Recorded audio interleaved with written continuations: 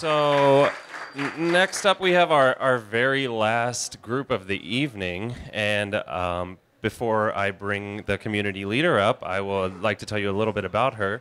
She is currently the Senior Vice President at the United Way of Central Ohio.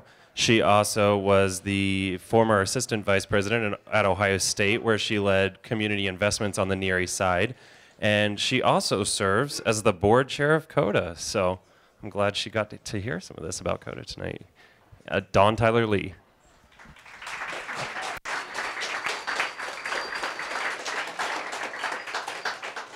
Good evening, everyone. And before I read my question, let me just take the opportunity to thank not only my team, but all the teams that participated in what I think is a very innovative project. I appreciate you lending your time and talents and creativity and expertise to talk about transit in Central Ohio. It is such an important topic, and I'd like to figure out if there are ways that we can get these presentations to the administrative team at COTA and perhaps even some presentations to the COTA board. So thank you to everyone for being part of this effort.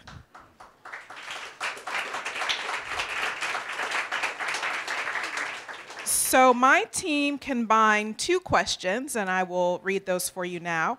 How do we encourage economic development, site selection for new and existing businesses in those areas of our community that need job opportunities and have large populations of people needing work and already have access to transportation? Then the second part to that question, what are some innovative ways to sell a lifestyle choice that requires less driving, less travel time commuting, and promotes the use of alternative transportation? And I will turn it over to the team. Our question, essentially, from Dawn, is how do we get people to business and business to people? So in our research, we found, I'm just going to reference Urban Land Institute, 604,000 people are going to move to Columbus by 2050. Our big idea is to get 200,000 additional captive riders by 2025. It's 11 years from now. So our team, we're going to present immediate and futuristic tasks for you and solutions to get to our goal. Where do we start? COTA has a great system. We have great drivers. We have great service. It's all over the city. But what do we tell our tourists, our new residents? We give a map like this. It's an awesome map. It's got landmarks and restaurants and no transit. So this is another popular way to look at transit. This is actually not the transit we have. This is a fantasy transit map. And people get really excited about this sort of map. But we think it's not necessarily because it's railed or anything. We think it's because it's easy to understand. And if you can understand a system, you can actually use it. So this can actually be applied to buses as well. This is a map of the Cincinnati bus system, the frequent buses that run.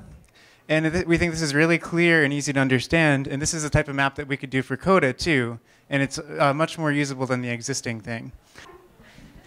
So this is the existing downtown Columbus COTA map.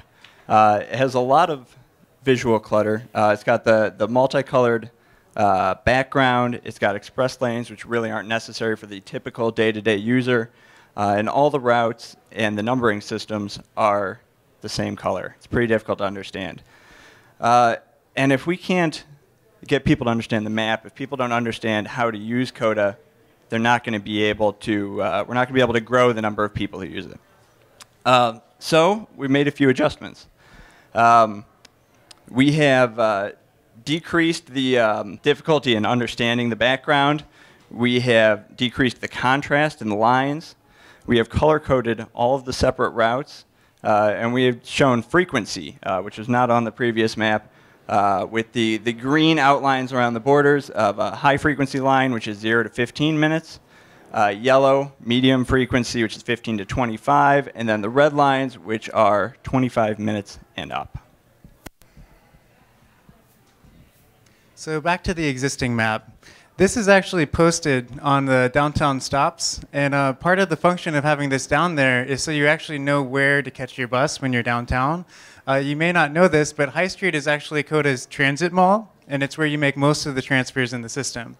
But we think it could be, this map also needs to orient people to those stops, and we think we need to actually map the transit mall specifically. So this is an example of how that might look. What we did here is we labeled all the stops on the map, and we used letters, or it could be really any symbol, that would be posted visibly on each stop so you actually know where you are on the street. And then further, we labeled all the routes that go to the stop. These are just local routes right now because this is an example. But we also color-coded the routes so you can follow them easily along the line as you're looking for your stop. So kind of to shift gears a little bit, when we talk about improving the transit infrastructure and systems to accommodate thousands of new riders, we think of the usual upgrades, better transit hubs and stations, transit and kiosk systems. This is actually an example from Cincinnati. These are all taking place in cities around us, cities that we're directly competing with for jobs. There's as well as cycling infrastructure can be added. We're already working on that. But we don't really, we're not going to attract choice riders by playing catch up constantly. We need to we need to jump ahead of the pack and address the future.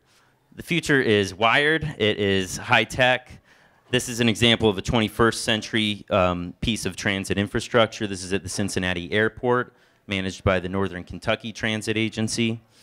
And it's a smart kiosk. This is the kind of idea that we can take and run with and really attract new riders to the system. So we already have a project underway, and it involves GPS tracking on the buses. It's part of the BRT proposal. And we want to take that and kind of run with it. So the next step is to utilize this data in a way that users can interact with. So as it exists now, the buses are broadcasting their GPS position to the cloud. A better way, and great minds think alike, this idea has already been presented and we've given it a name. COTA would be a smartphone app that could be used by users to determine where buses are. Imagine in the winter you're at a bar and you want to catch the bus, but 25% of the time they're late, which is our current situation. And if you had an app, you would know exactly when the bus is going to roll up out front. And that way you can go outside without waiting in the cold and not waste time. So a COTA app could achieve that.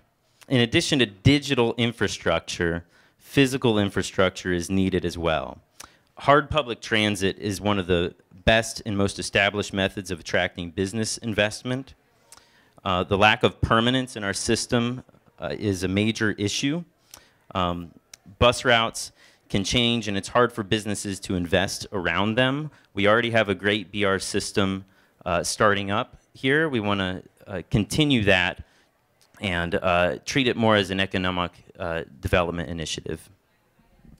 And so we think really COTA has an opportunity to start now to really accomplish some of the things that we've talked about now and to really get us to those 200,000 new riders in just 11 years. So we think that a great way to start would be with the Cleveland Avenue BRT. So it's already something that's coming online. It's already something that's starting. And what our group came up with was really asking the city, the county, and the Mid-Ohio Regional Planning Commission to commit together to making the Cleveland Avenue BRT the economic development line of the city. So this really gets at the second part of Dawn's question, which is site selection and economic development while also bringing those choice riders in. And so we want all these groups to make a commitment.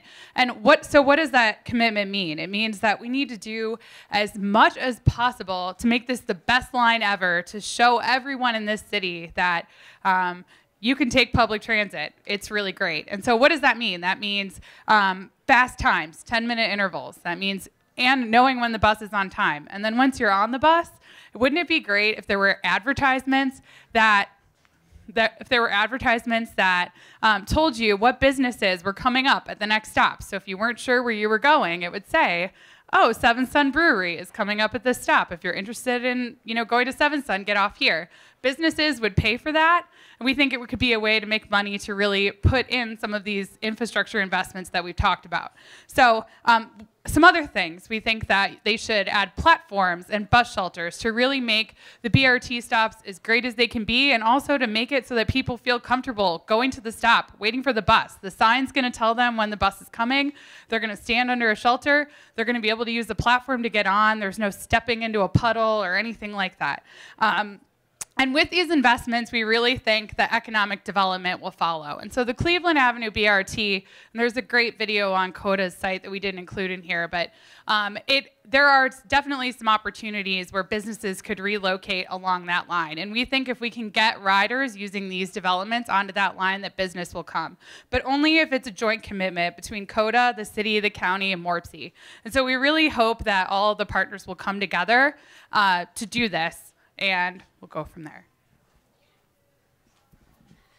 So we already have a really good bus system, but we think we can really get a really great bus system if we make some of these changes we've been talking about.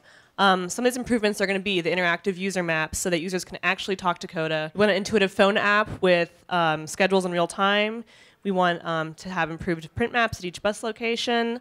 With these small changes, we're going to bring about increased ridership and a savvy community of riders who are going to make this part of their lifestyle when they see how easy and how interactive it is to ride COTA. And when they're riding it a lot, they're going to start speaking about the product, and the product will speak, hopefully for itself with these really great services COTA is offering. And then that's going to bring about the 200,000 plus riders we want by 2025. Are there any questions?